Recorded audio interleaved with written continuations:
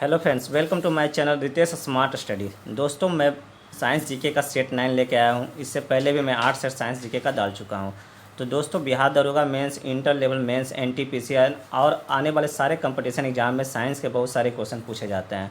तो मैं हमेशा 20 क्वेश्चन का सेट लाता हूँ जो एग्ज़ाम के दृष्टिकोण से, पॉइंट ऑफ व्यू से बहुत ही इंपॉर्टेंट है। तो आप इस तरह के क्वेश्चन को आप देखें, इसे समझें और इसे याद कर लें ताकि आपको एग्ज़ाम में बहुत ही बेनिफिट हो। तो बिना समय गवाए हम लोग अपने पहले क्वेश्चन की ओर चलते हैं। फर्स्ट नंबर क्वेश्चन देखते हैं। निम्न में कौन सा हाइड्रोजन का आइसोटोप है?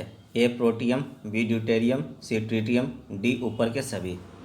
तो जो तीनों दिए हुए हैं, प्रोटियम, ड्यूटेरियम, ट्रिटेरियम, ये तीनों हाइड्रोजन के ही आइसोटोप है। तो इसका आंसर क्या हो जाएगा? डी ऊपर के सभी। तो प्रोटियम क्या होता है? प्रोटियम में एक प्रोटॉन होता है और 0 न्यूट्रॉन होता है, इसलिए इसका जो फॉर्मूला हो जाता है वो कहा जाता है H1। और जो एटॉमिक नंबर 1 में हो जाता है, एटॉमिक वेट भी इसका 1 होता है। इसमें न्यूट्रॉन के 0 होते हैं। उसी तरह से ड्यूटेरियम में एक प्रोटॉन और एक न्यूट्रॉन होता है, इसलिए इसका एटॉमिक वेट 2 हो जाता है, एटॉमिक नंबर 1 हो रहता है ये। और ट्रिटियम का क्या होता है? इसमें 2 न्यूट्रॉन होता है, इसलिए इसका एटॉमिक वेट 3 हो जाता है और एटॉमिक नंबर 1 रहता है, क्योंकि इसमें प्रोटॉन की संख्या 1 होती है। तो इसका आंसर क्या हो जाएगा? डी ऊपर के सभी। अब चलते हैं अगले क्वेश्चन की ओर। दूसरे नंबर क्वेश्चन को देखते हैं। निम्न में से किस में अधिक ताप है? ए बर्फ, बी उबलते पानी, सी भाप, डी ऊपर के सभी। तो इसमें सबसे ज़्यादा ताप किसका होता है? सी नंबर भाप का, क्योंकि भाप में लेटेंट हीट होता है या गुप्त ऊष्मा रहती है, तो इसका सबसे ज़्यादा ताप होता है। अब चलते हैं नेक्स्ट क्वेश्चन की ओर। तीसरे नंबर क्वेश्चन देखते हैं। इनमें से कौन महामारी और स्थानिक यानी इपिडेमिक और इंडेमिक है? दोनों प्रकार की बीमारी है। ए टाइफाइड, बी हैजा, सी पोलियो, डी खसरा। तो दोनों प्रकार की बीमारी इसमें कौन होती है? हैजा। बी नंबर हमारा आंसर हो जाएगा, क्योंकि यह महामारी का भी रूप ले सकती है और एक स्थानिक रूप में भी यह बीमारी फैल सकती है। तो इसका आंसर क्या हो जाएगा? बी हैजा। अब चलते हैं अगले क्वेश्चन की ओर। चौथे नंबर क्वेश्चन को देखते हैं। रेजिन क्या है? ए बहुलक, बी वायरस, सी मेलवेयर, डी सर्च इंजन। तो रेजिन क्या है? रेजिन एक मेलवेयर है। एक कंप्यूटर से रिलेटेड क्वेश्चन है। इसमें बताते हैं कि रेजिन होता क्या है। रेजिन एक मालवेयर है और एक हैकिंग टूल किट है, जिसका यूज यूनाइटेड स्टेट द्वारा अपने सुरक्षा एजेंसियों में यूज होता है हैकिंग करने के लिए। तो अब चलते हैं अगले क्वेश्चन की ओर। पाँचवें नंबर क्वेश्चन देखते हैं। राइनोवायरस देश की वजह बनता है? ए आम जुकाम, बी सिर दर्द, सी कफ, डी घुटनों का दर्द। तो राइनोवायरस क्या का वजह बनता है? आम जुकाम का। अब चलते हैं नेक्स्ट क्वेश्चन की ओर। छठे नंबर क्वेश्चन देखते हैं। निम्नलिखित में से ऑक्सीजन मिश्रित व निष्क्रिय गैस कौन सी है जो अवरोधित श्वसन से पीड़ित रोगियों को दी जाती है? ए हीलियम, बी क्रिप्टोन, सी रेडोन, डी ऑर्गन। तो कौन सी गैस दी जाती है ऑक्सीजन के साथ मिश्रित करके? इसका आंसर हो जाएगा ए नंबर हीलियम गैस। अब चलते 7वें नंबर क्वेश्चन की ओर। फसल संयंत्र का कवक रोग निम्न में से कौन सा है? ए आलू के पत्तियों का मुड़ना, बी कपास का विल्ट, सी चावल में तुषार, डी आलू में भूरी सनाड़। जिसका आंसर क्या हो जाएगा?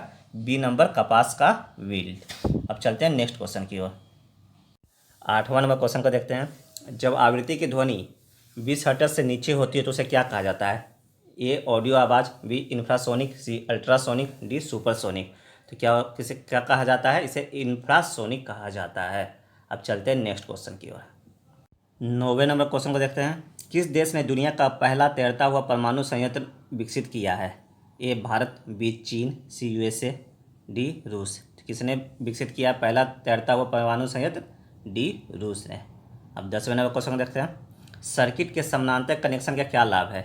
ए एक ही वोल्टेज उपलब्ध होती है, बी सभी उपकरण जुड़े रहते हैं, सी अस्थिरता, डी उपरोक्त सभी। तो क्या इसका फ़ायदा होता है? इसका फ़ायदा होता है कि सबको एक ही वोल्टेज उपलब्ध होती है, यानी जितने भी उसमें कनेक्शन लगे रहेंगे वो सबको एक ही वोल्टेज उपलब्ध होगी। तो इसका आंसर हो जाएगा 10 का ए। अब चलते हैं अगले क्वेश्चन की ओर। 11वें नंबर क्वेश्चन को देखते हैं। मानव शरीर का कौन सा अंग तरल पदार्थ पित्त का उत्सर्जन करती है? ए अग्नाशय, बी पित्ताशय, सी वृक्क, डी यकृत।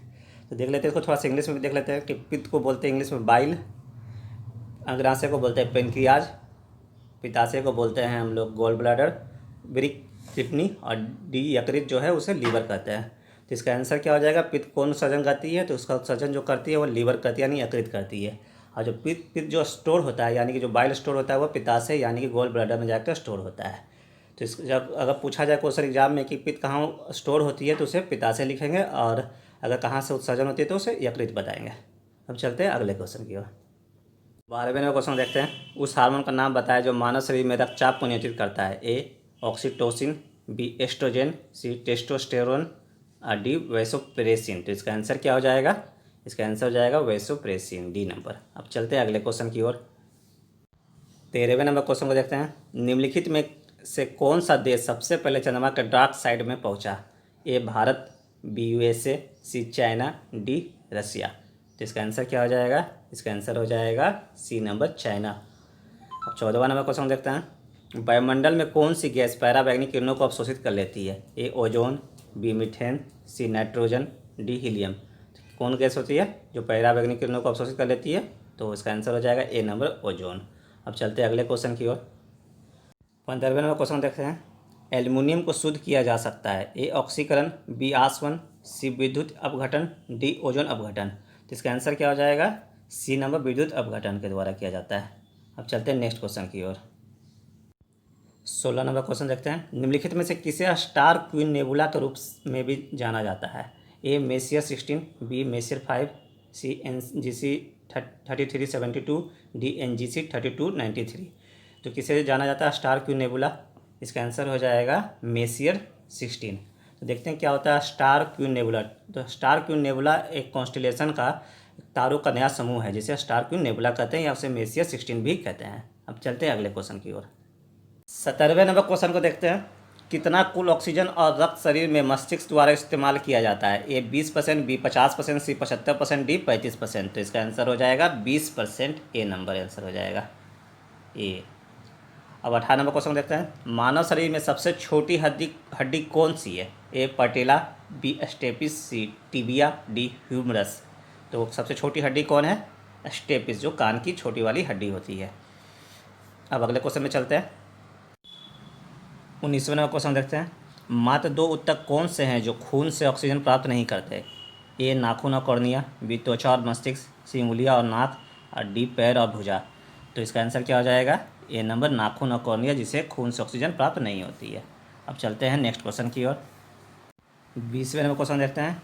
हृदय बना है एक गैर धारीदार मांसपेशी से, बी कार्डिक मांसपेशी से, सी वसा ऊतकों से, डी धारीदार मांसपेशियों से। तो किससे बना है हृदय? हृदय बना है कार्डियक मांसपेशी से, यानी कार्डिक मांसपेशियों से बना है हृदय। इस तरह से हम लोग का 20 क्वेश्चनों का सेट कंप्लीट होता है। उम्मीद करता हूँ दोस्तों आपको सारे क्वेश्चन समझ में आ गए होंगे। कुछ भी डाउट हो तो कमेंट बॉक्स में कमेंट करें, और इसी तरह से मैं आगे भी साइंस के बहुत सारे वीडियो लाते रहूँगा जो एग्ज़ाम के प्रोस्पेक्टस से बहुत ही अच्छा रहेगा। तो अगर आपको मेरा वीडियो अच्छा लगा तो मैं वीडियो को लाइक कर दें। अगर आप इस चैनल पर नए तो चैनल को सब्सक्राइब कर दें, और जाते जाते बेल आइकन को भी क्लिक कर दें ताकि आपको आने वाली सारी वीडियो की प्रॉपर नोटिफिकेशन समय पर मिल सके। तो इस तरह से मैं अपना वीडियो समाप्त करता हूँ। जय हिंद, जय भारत।